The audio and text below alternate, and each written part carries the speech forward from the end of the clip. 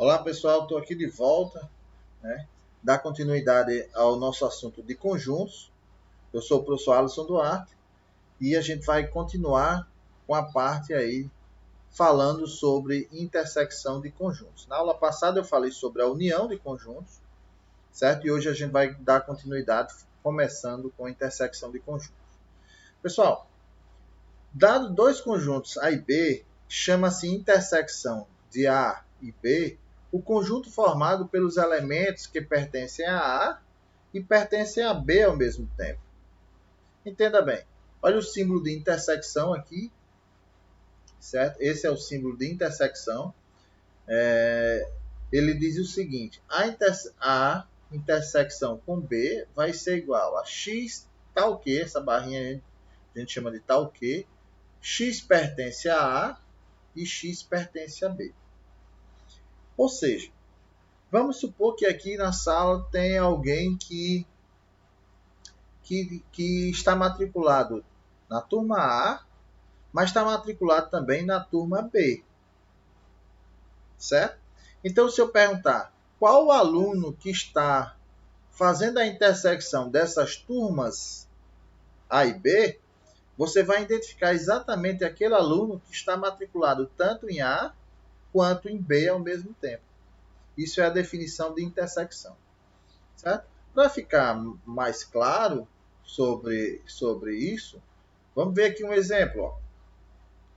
Veja só, eu tenho um conjunto A, aliás, um conjunto com os elementos A, B e C, e um outro conjunto com os elementos B, C, D e E. E aí foi perguntado qual é a intersecção desse conjunto. E aí você tem que colocar na cabeça de vocês o que é a intersecção. São os elementos que estão no conjunto A e estão no conjunto B ao mesmo tempo.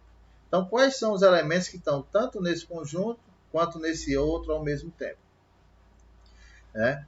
Então, eu vou ter, ó, veja que o B está nesse aqui, certo? Então, coloquei aqui. E veja que o C está nesse conjunto e está nesse outro também. Então, eu coloquei.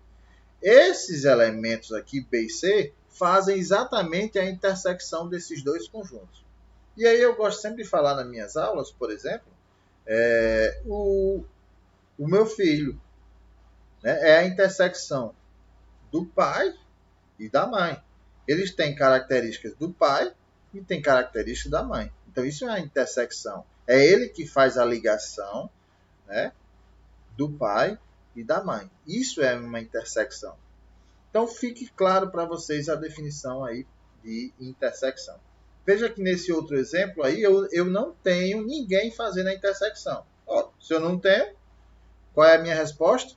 Vazio. Porque precisa ter os elementos para ter intersecção. Se não tiver, então é vazio. Nesse outro aí, ó, a intersecção aí de um conjunto formado pelos elementos A e B com o vazio. O que é que vai dar? Vai dar vazio. Porque não tem intersecção entre esses dois. Ok? Por isso que dá vazio. Muito bem. Vamos ver aqui algumas propriedades da intersecção. A intersecção de A com o próprio A vai dar A, né? Ora, se eu tenho os elementos de A, intersecção com os mesmos elementos, então vai dar uma propriedade idempotente aí, que é o mesmo conjunto A. Nessa 2 aí, a intersecção do conjunto A com o conjunto universo. Né? Então, por exemplo, vai dar o próprio A. Mas por que disso, professor?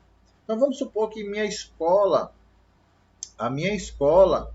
é o meu conjunto universo, tá? A escola é o meu conjunto universo. E A é a minha classe de sala de aula lá. É a minha classe dessa escola. Ora, se eu for fazer a intersecção da minha classe com a escola, né? Ou seja, quais os elementos da minha classe que estão na escola, vai dar a minha própria classe. Certo? Essa aí é a definição de elemento neutro dessa propriedade. Certo? Então, a intersecção de A com B é igual a B com A. É a mesma coisa. Tá?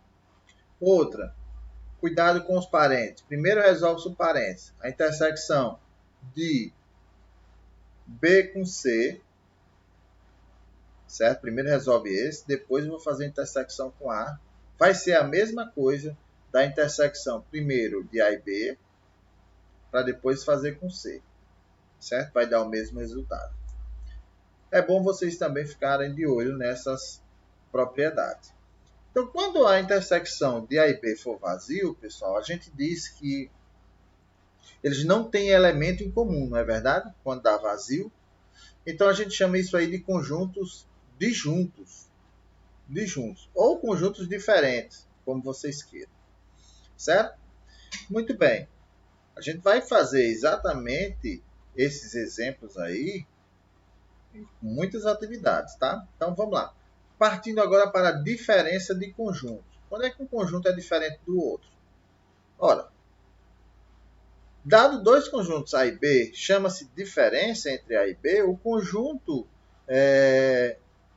formado pelos elementos de A que não pertencem a B. E aí eu vou fazer referência novamente à igualdade de conjuntos. Ora, para os conjuntos serem iguais, eles têm que ter os mesmos elementos. Já aqui, como eu quero a diferença, olha só, diferença, veja o símbolo de menos aqui, ó, representando a diferença. A diferente de B, ou seja, ele quer os elementos que pertencem a A, mas que não pertencem a B, certo? Isso representa a diferença. Então, só para ficar claro aqui, por exemplo, eu tenho um conjunto aqui no início, ó, com os elementos A, B e C, diferente desse outro conjunto aqui. E aí você vai olhar, veja a sequência aqui, ó. Esse conjunto é diferente. Quais os elementos desse conjunto? Diferente desse outro. Então, se eu pegar aqui o elemento A, tem elemento A aqui? Não, ó, é diferente. Tem elemento, se eu pegar esse elemento B, tem elemento B aqui? Tem, então não é diferente.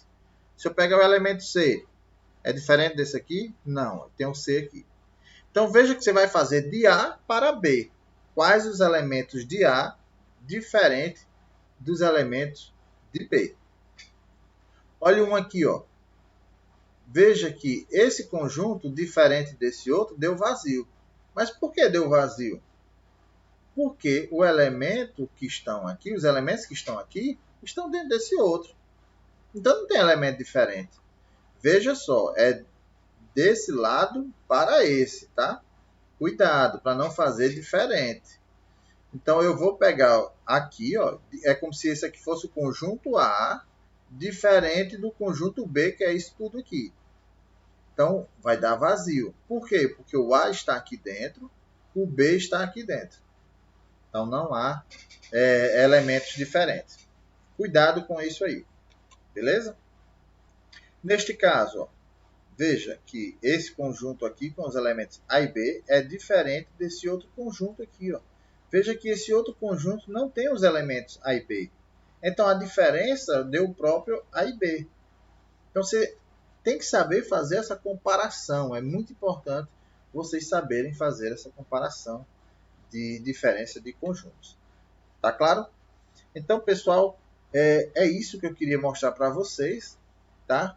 Depois a gente volta com mais um pouquinho, mas eu acho que já é suficiente aí para vocês darem início à resolução do exercício. Beleza? Valeu, até a próxima.